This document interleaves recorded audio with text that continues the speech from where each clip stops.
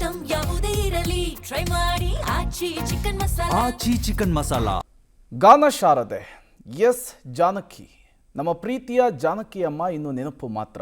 ಅವರ ಅಂತಿಮ ದರ್ಶನ ಮೈಸೂರಿನಲ್ಲಿ ನಡೀತಾ ಇದೆ. ಕೆಲವು ಕ್ಷಣಗಳಲ್ಲಿ ಅಂತ್ಯಕ್ರಿಯೆಯನ್ನು ನೆರವೇರಿಸೋದಕ್ಕೂ ಕೂಡ ಬೇಕಾದಂತಹ ಸಿದ್ಧತೆಗಳನ್ನು ಮಾಡಿಕೊಳ್ಳಲಾಗ್ತಾ ಇದೆ. 88 ವರ್ಷ ವಯಸ್ಸಾಗಿತ್ತು. ಮೈಸೂರು ಮಹಾರಾಜ ಕಾಲೇಜು ಮೈದಾನದಲ್ಲಿ ಅಂತಿಮ ದರ್ಶನವನ್ನು ಮಾಡಿಸಲಾಗ್ತಾ ಇದೆ. ಜಾನಕಮ್ಮನ ಅಂತಿಮ ದರ್ಶನಕ್ಕೆ ಜನಸಾಗರವೇ ಹರಿದು ಬರ್ತಾ ಇರುವಂಥದ್ದು. ಅಭಿಮಾನಿಗಳು, ಗಣ್ಯರು ಜಾನಕಮ್ಮ ಅವರಿಗೆ ಅಂತಿಮ ವಿದಾಯವನ್ನು ಹೇಳ್ತಾ ಇದ್ದಾರೆ. ಕೆಲವೇ ಕ್ಷಣಗಳಲ್ಲಿ ಅಂತ್ಯಕ್ರಿಯೆ ಸ್ಥಳಕ್ಕೆ ಪಾರ್ಥಿವ ಶರೀರವನ್ನು ಸ್ಥಳಾಂತರಿಸುವಂತಹ ಕೆಲಸ ಆಗುತ್ತೆ. ತೋಟದ ಮನೆಯಲ್ಲಿ ಅಂತಿಮ ವಿಧಿವಿಧಾನವನ್ನು ನೆರವೇರಿಸಲಾಗುತ್ತೆ. ಈಗಾಗಲೇ ತಾರಾ ಸೇರಿದಂತೆ, ಹಂಸಲೇಖ ಅವರು ಸೇರಿದಂತೆ, ವಿಜಯ್ ಪ್ರಕಾಶ್ ಸೇರಿದಂತೆ ಸ್ಯಾಂಡಲ್ವುಡ್ನ ಹಲವು ಸಿನಿಗಣ್ಯರು ಅಂತಿಮ ನಮನವನ್ನು ಮಾಡಿರುವಂಥದ್ದು, ಅಂತಿಮ ದರ್ಶನವನ್ನು ಪಡೆದುಕೊಂಡಿರುವಂಥದ್ದು. ಬೆಳಗ್ಗೆ 9 ಗಂಟೆಯಿಂದಲೂ ಕೂಡ ಅಂತಿಮ ದರ್ಶನ ಸಾರ್ವಜನಿಕರಿಗೆ ಕಲ್ಪಿಸಲಾಗಿದೆ.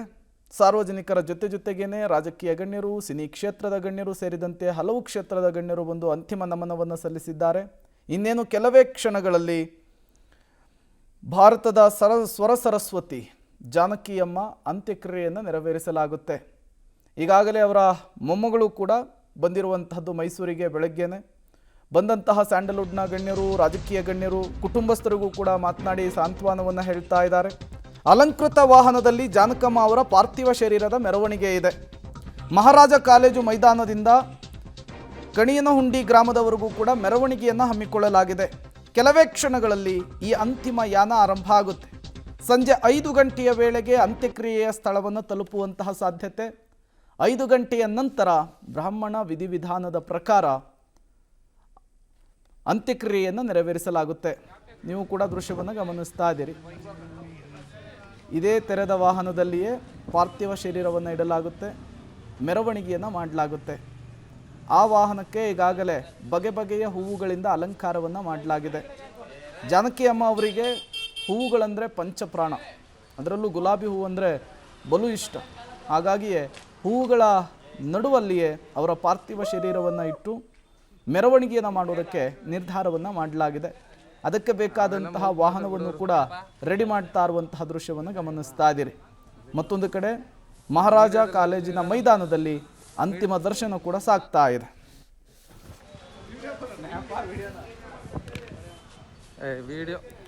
ಈ ವಿಚಾರಕ್ಕೆ ಸಂಬಂಧಪಟ್ಟಂತೆ ಮಾತನಾಡುವುದಕ್ಕೆ ಹಿರಿಯ ನಟಿಯಾಗಿರುವಂತಹ ಅಂಬಿಕಾ ಮೇಡಮ್ ದೂರವಾಣಿ ಸಂಪರ್ಕಕ್ಕೆ ಸಿಕ್ಕಿದ್ದಾರೆ. ಮಾತನಾಡಿಸ್ತಾ ಹೋಗೋಣ. ಮೇಡಮ್ ನಮಸ್ತೆ.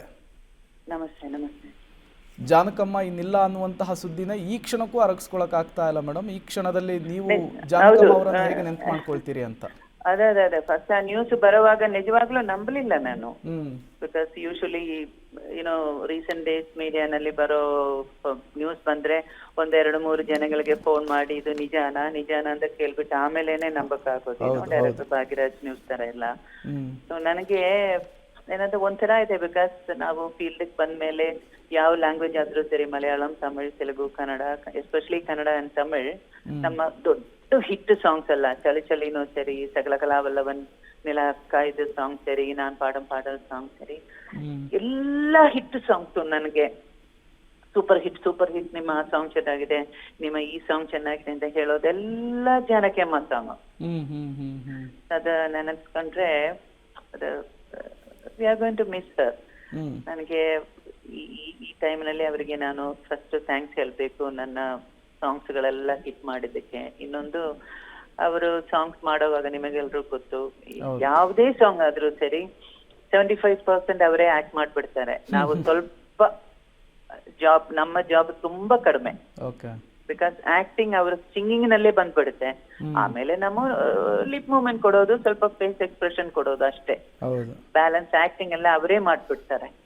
ಡುಯೆಟ್ ಅಂದ್ರೆ ಎಸ್ ಪಿ ಅಣ್ಣ, ಇಲ್ಲಾಂದ್ರೆ ಮಲೇಶಿಯಾ ವಾಸುದೇವಣ್ಣ, ಇಲ್ಲಾಂದ್ರೆ ರಾಜ್ಕುಮಾರ್ ಸರ್. ಸೊ ಏನೇ ಇದ್ರು ಅವರೇ ಆಕ್ಟ್ ಮಾಡ್ಬಿಡ್ತಾರೆ. ನಾವು ಹೋಗಿ ಅದನ್ನ ಸ್ವಲ್ಪ ಎಕ್ಸ್ಟೆಂಡ್ ಮಾಡ್ಬೇಕು ಅಷ್ಟೇ.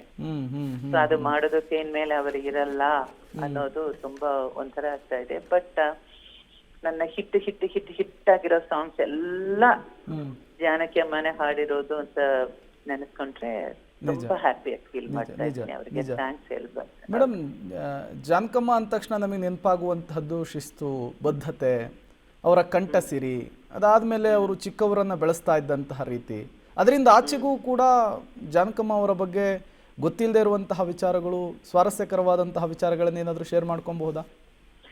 ಇಲ್ಲ, ಅದು ಏನು ಅಂದ್ರೆ ಈಗ ನಾವು ಒಂದು ಹಾಟ್ ಸಾಂಗ್ ಅಂತ ಇಟ್ಕೊಳ್ಳಿ, ನಾವು ಆಕ್ಟ್ ಮಾಡುವಾಗ ಫೇಸ್ ಎಕ್ಸ್ಪ್ರೆಷನ್, ಬಾಡಿ ಲ್ಯಾಂಗ್ವೇಜ್ ಹಂಗೆಲ್ಲ.